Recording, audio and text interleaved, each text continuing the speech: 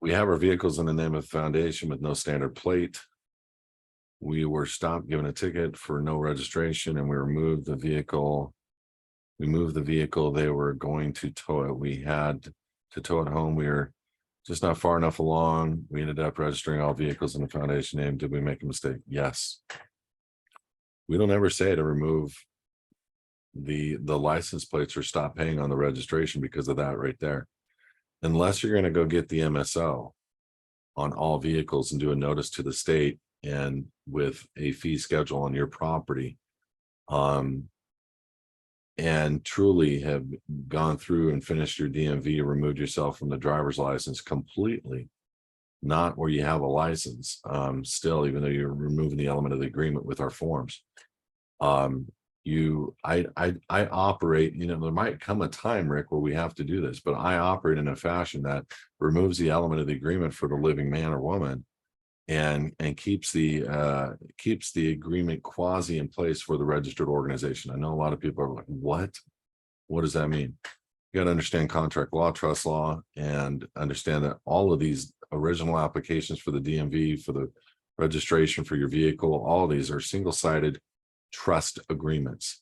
And so for you, I would just leave plates on the car. Why play the game? The foundation already owns the car. You haven't removed the property from the county recorder or from their ownership, meaning you don't have the MSO. You haven't done the extra steps to do that. But with your kids or your wife, why do all that right now? We're not in an oppressed society yet.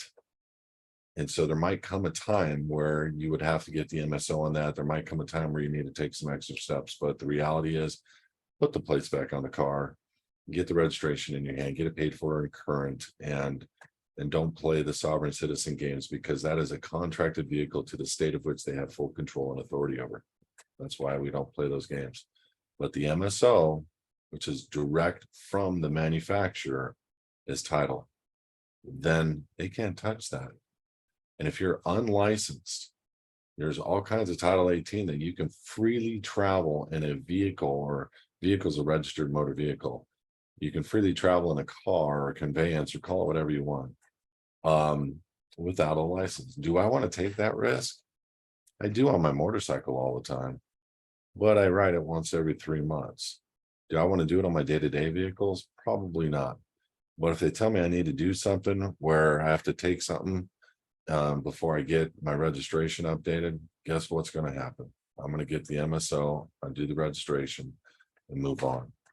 So who knows where we'll be in 4 or 5 years? Who knows if I'm going to need to go to another state and get, and I can help you with this if you want to remove the jurisdiction over the vehicle from your state. We do recommend going to our guy over in South Dakota. Use our name, you get a discount, and you're able to transfer all your titles to another state and have South Dakota plates on your state's vehicles, and there ain't nothing they can do about it.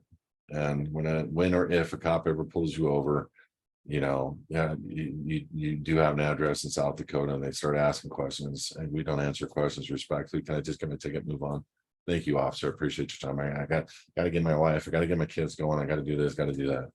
Just be respectful. Get the ticket and go call 1-800-tickets after it's over and get it done. We don't fight the guys that are being trained to be thugs and dirty to people that are believing they are free and maybe sometimes have it wrong.